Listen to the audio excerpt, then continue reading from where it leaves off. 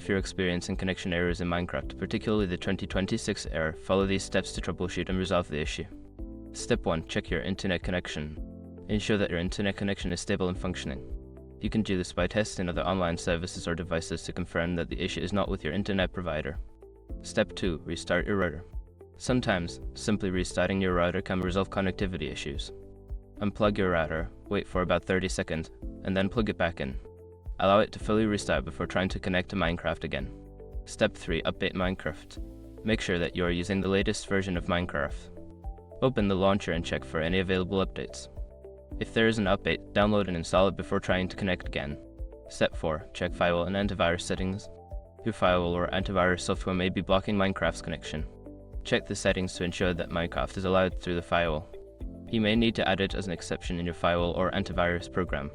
Step 5. Reinstall Minecraft.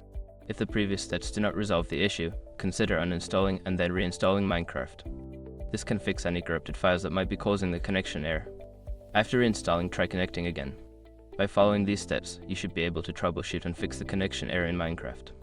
If the problem persists, consider reaching out to Minecraft support for further assistance.